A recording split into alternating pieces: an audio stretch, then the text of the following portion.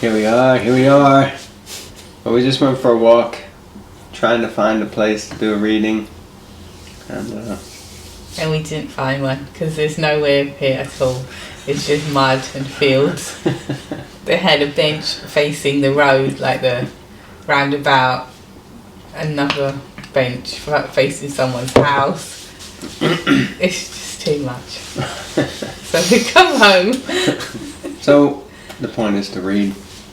Okay. And that main point, which I found out this morning, is to not get mud on your shoes. That's the goal. To not get mud on your shoes. So. And I've ordered Wellington boots, if you can believe that. Not big ones like Farmer Brown, but decent ones. Anyway. Maybe she'll do a Bhakti Vision about the Wellington boots. Yeah, maybe. Yeah, it's true. Alright, it's Canto 3, Chapter 32, Text 20.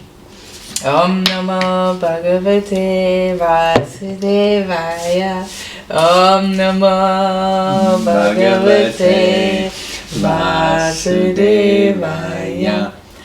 Om Namo Bhagavate Vasudevaya. Because the third one goes up, then it comes down level.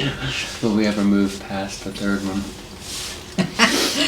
Such materialistic persons are allowed to go to the planet called Pitraloka by the southern course of the sun, but they again come back to this planet and take birth in their own families, beginning again the same fruitive activities from birth to the end of life.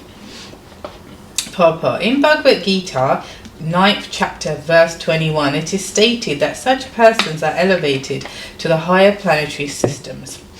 As soon as their lifetimes of fruitive activity are finished, they return to this planet, and thus they go up and come down. Those who are elevated to the higher planets again come back into the same family for which they had too much attachment. They are born, and the fruitive activities continue again until the end of life. There are different prescribed rituals from birth until the end of life, and they are very much attached to such activities. So it's interesting if you're attached to a certain family, that you get born again in that family. Sometimes people say that, oh, you remind me of Uncle so-and-so, or, you know, like, but it's a bit, yeah. I mean, I had a family member that was convinced our cat was his dad. But that's a bit sad, really. He used to come and sit at the table, at the head of the table, so he was convinced it was his dad. That was my dad, by the way. See what your destination is going to be. So, yeah, I mean, this is actually, well, not exactly the first time, but I'm like, of course we know that you go to the heavenly planets and you sort of spend your pious credits there, and then you have to come back down again. So Pitriloka, planet of the forefathers, you go there, somehow enjoy for some time, but then you come back down. I mean, it kind of, I guess a few questions come to mind. One is Pitriloka is the planet of the forefathers, so if all the forefathers keep falling back down, then who the heck's there when you go there? But you know, I guess it depends on how many pious credits you've amassed. Plus, as far as I've understood, then you know, one of the main points of having sons is that they perform ceremonies for the forefathers. So, you know, by offering prasad or feeding the Vaishnavas and the Brahmanas, then those good credits go to help the forefathers who are in Pitriloka, so I guess they can stay there. But I guess the point is that eventually they're destined to kind of come back to this earthly plane and enter into the family that they were attached to. Now, of course, the time spans, because we know that just a second for Lord Brahma is like a whole year here. So I think it's, one day is 6 months in the heavenly planet. So it's like that one day there is 6 months here. So that means if you live, a long time there, then, the next question is, where's all the family members that were in the family here anyway that you were attached to? But I guess you come back and somehow are attached in that lineage, and maybe some of those souls don't make it back to Pitriloka, so they just keep taking birth in similar families. And anyway, I think Prabhupada said that the karma, tattva, the truths and understanding of karma are very difficult to understand and manifest exactly how they work. The principle, though, is according to our deeds and activities. What comes around goes around. So, but anyway, there's a few thoughts that came to my mind. What did you think of any of those things? It's good. Oh. Okay. 21, right? When the results of their pious activities are exhausted, they fall down by higher arrangement and again come back to this planet. Just as any person raised to a higher position sometimes all of a sudden falls. So we just discussed that. Purport. It is sometimes found that a person elevated to a very high position in government service falls down all of a sudden and no one can check him. And Prabhupada might be referring to someone like Nixon, because this was around that time. Similarly, after finishing their period of enjoyment, foolish persons who are very much interested in being elevated to the position of president in higher planets also fall down to this planet. The distinction between the elevated position of a devotee and that of an ordinary person attracted to fruitive activities is that when a devotee is elevated to the spiritual kingdom, he never falls down, whereas an ordinary person falls, even if he is elevated to the highest planetary system, Brahmaloka. It is confirmed in Bhagavad Gita, Abrahma Bhuvana Loka, that even if one is elevated to a higher planet, he has to come down again. But Krishna confirms in Bhagavad Gita 8:16, Mam upecha tu konteya punarjanma na vidyate. Anyone who attains my abode never comes back to this conditioned life of material existence. So once you go back, you don't come back. I guess unless specifically ordained by the Lord. And because Srila Prabhupada tells the pastime of how he was talking with Krishna before coming here, and Krishna said, no, I want you to go, I want you to bring the souls back to me. And then he said, look, I'll send my books with you, you'll write my books. And Prabhupada agreed. Now there's also the pastime of Gopakumar. And Gopakumar had his whole journey, then he went back to Godhead, but it's explained that he then, once he achieved the spiritual world, he met with Srimati Radharani, and Srimati Radharani specifically sent him back to bring the Mathura Brahmana home, who was, I think, named Swarup. But so it just goes to show that it's not that you can't come back, it's that that you don't. Most people don't. But if you're a specially empowered soul, as the Lord says, he sends his representatives sometimes. So like that, then an empowered person would certainly come back. But once you make it back to the spiritual world, you're like, forget it. So like that. Yeah, I've also heard, I believe from Prabhupada, that when you go back to the spiritual world, it's like waking up from a bad dream. And you kind of like, whoa, you're like, whoa, what? And you think about what you come from and went through, and then you're like, just, you shake off a bad dream, and and then you just get on with what you were doing in the spiritual world, and think like, oh, because when you wake up, sometimes that bad dream depending on how it is, it can linger and stay with you. So you're a bit. I've also heard like that. Just so you don't. The point being, you don't think, oh, what was that? You know, and you're like, oh, you know, just kind of shake it off. And we have heard it's like the blink of an eye, like you're like. You know, like sometimes I've had this experience, maybe if you're on the underground or on a train or on a plane or something, and you just kind of relax and then you doze off for 1 second and you enter into a dream where you fall or you trip or you do something and then you wake up really quickly like that. So that's how I've heard it's explained.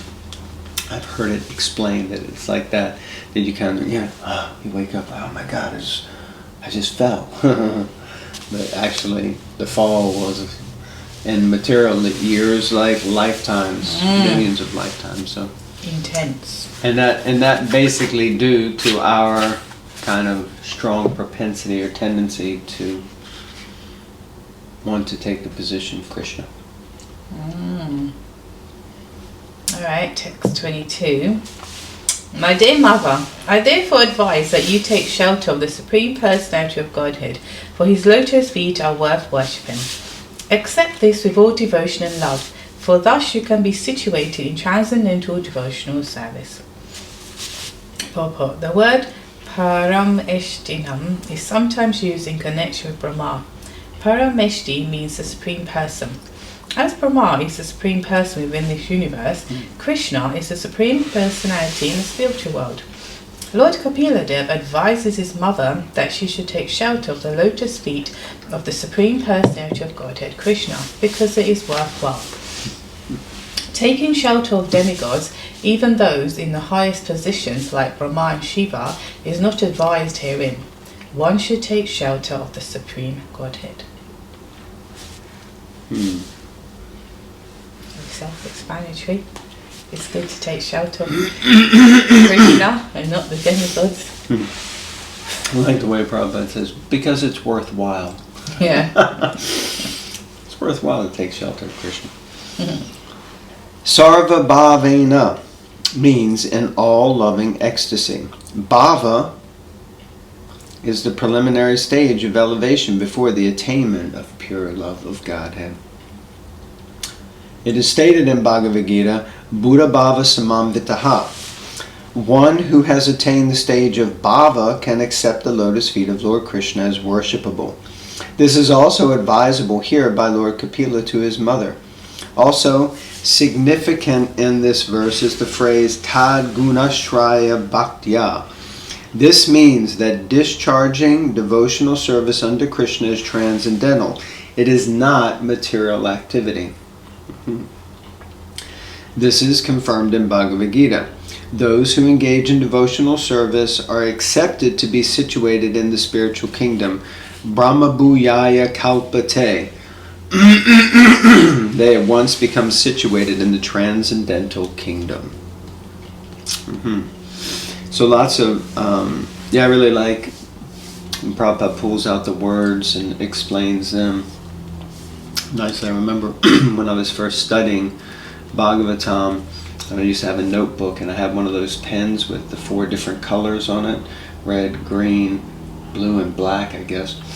And I would have different codes for, like, when Prabhupada would specifically mention a word, I would write that word out and then write the meaning, and because it's like Prabhupada's pulling it out. This is important. This is an important statement. So specifically, it seems that really the principle of Bhava and Bhakti, Bhava Bhakti, principle of Bhava Bhakti, Bhakti Bhav, is to have that strong, loving sentiment towards the Lord, and that's reposed through the process of devotional service, which is Bhakti. So like that, and then of course this last one, Brahma Bhuyaya Kalpate, that at once becomes situated in the transcendental kingdom. Yeah, anyway. Forget which verse that's, I think it's 1855 or 1856. Brahma Bhuyaya Kalpate. Yeah. Anyway. Okay, next paragraph. Devotional service in full Krishna consciousness is the only means for attaining the highest perfection of life for the human being. This is recommended herein by Lord Kapila to his mother. Bhakti is therefore nirguna, free from all tinges of material qualities. Although the discharge of devotional service appears to be like material activities, it is never saguna, or contaminated by material qualities. Tad gunashrayaya means that Lord Krishna's transcendental qualities are so sublime that there is no need to divert one's attention to any other activities. His behavior with the devotees is so exalted that a devotee need not try to divert his attention to any other worship. It is said that the demoniac Putana came to kill Krishna by poisoning him, but because Krishna was pleased to suck her breast, she was given the same position as his mother. Crazy. Devotees pray therefore that if a demon who wanted to kill Krishna gets such an exalted position, why should they go to anyone other than Krishna for their worshipful attachment?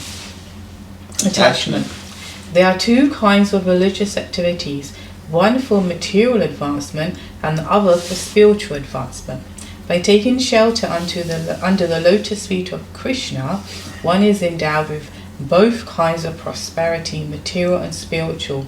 Why then should one go to any demigod? Interesting.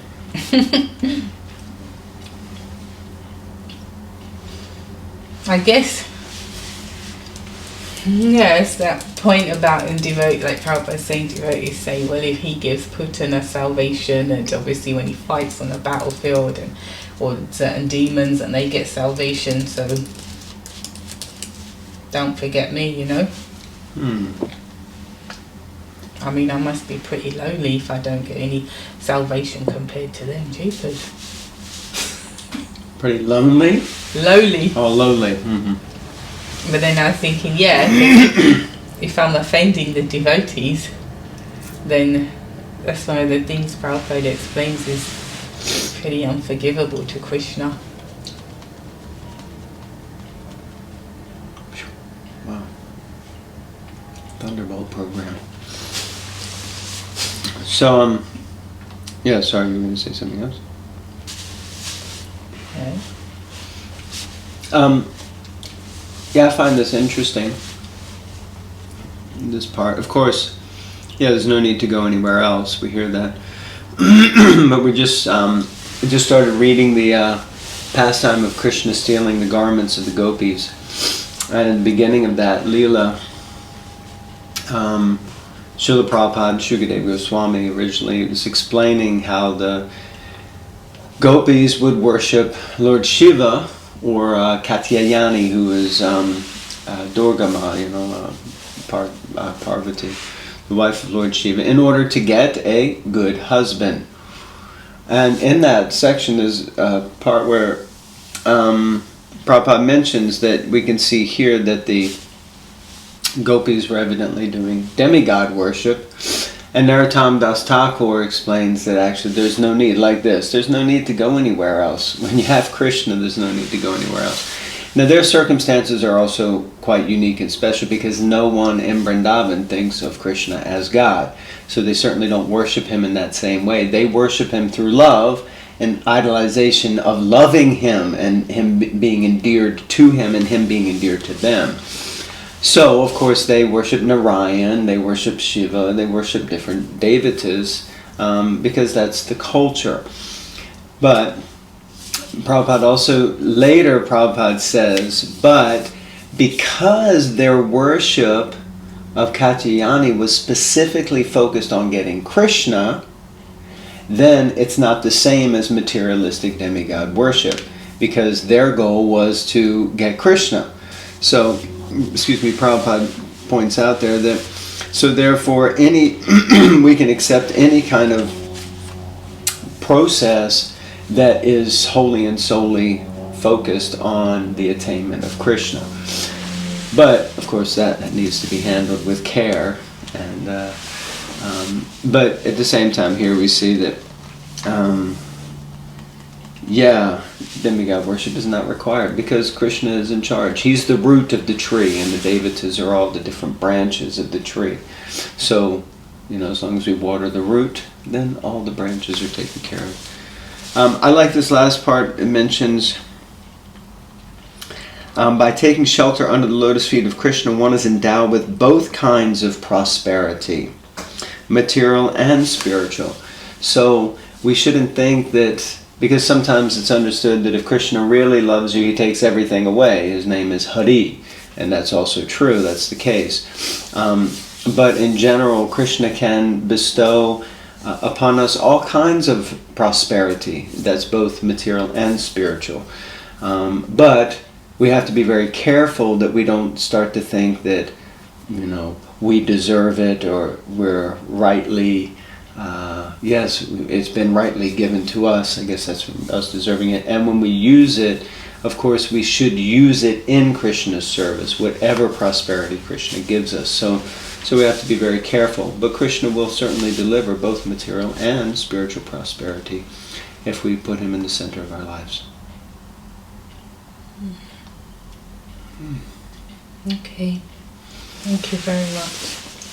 Sorry. No, I think we got to stop now. Okay. I thought I've rambled on again.